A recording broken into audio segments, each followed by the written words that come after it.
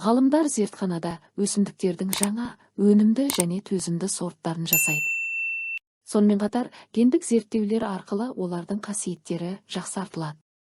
Мал шаруашылығында қой сияқты жануарлар іріктеу және будандастыру арқылы көбейтіліп, өнімділігі арттырылады. Мұндай зерттеулер көбінесе ауылдық жерде жүргізіледі, себебі ол жерде табиғи жағдай сақталған.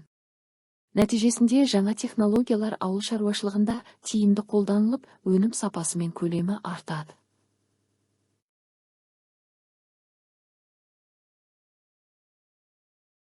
Қазақстандағы өсімдік шаруашылығы ауыл шаруашылығының ең ірі және маңызды саласы болып табылады. Егістік алқаптарының 66%-ын дәнді дақылдар құрайды.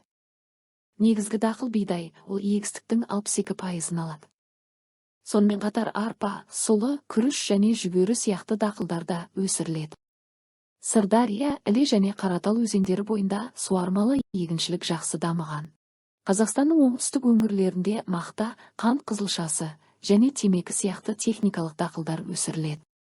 Бау-бақша және жүзім шаруашылығы да жақсы дамыған. Көкөніс және бақша дақылдары кеңінен таралған. Ауыл шаруашылығы жерлерінің үлкен бөлігі жайылым ретінде пайдаланылады. Қазіргі таңда селекция арқылы жаңа сорттар енгізіліп, өнімділік артып келеді. Қазақстандағы мал шаруашылығы ауыл шаруашылығының ежелден келе жатқан маңызды саласы. Негізгі бағыттары: қой, сиыр, жылқы және түйе өсіру. Жылқы мен түйе шаруашылығының ұлттық маңызы ерекше. Малдан ет, сүт, жүн, тері сияқты өнімдер алынады. Бұл сала халықты азық-түлікпен қамтамасыз етуде маңызды рөл атқарады. Ғалымдардың еңбегі Қазақстанда өсімдік және жануарлар селекциясының дамуына көптеген ғалымдар үлес қосты. Олардың еңбегі нәтижесінде жаңа сорттар мен тұқымдар шығарылды. Н.И. Вавилов өсімдіктердің шығу орталықтарын зерттеді. В. Кузьмин Қазақстанда селекция ғылымының дамуына үлес қосты. Р.А. Оразалиев бидай селекциясын дамытты. Ф. Мұхамедқалиев мал шаруашылығы мен биотехнология саласында еңбек етті. Қазақстан ғалымдары будандастыру әдісі арқылы арқар мен меринос қойын шағылыстырып, жаңа тұқым арқар меринос қойын шығарды.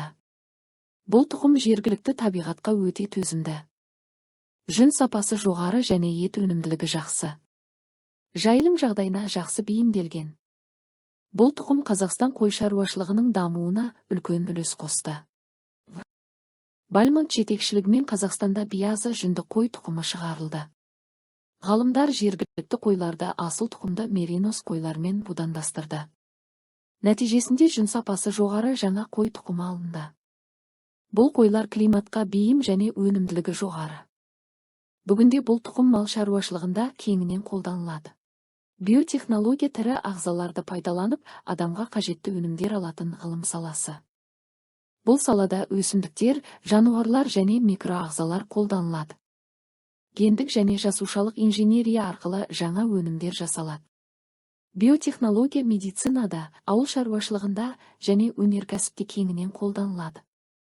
Биотехнология арқылы жаңа өсімдік сорттары шығарылады.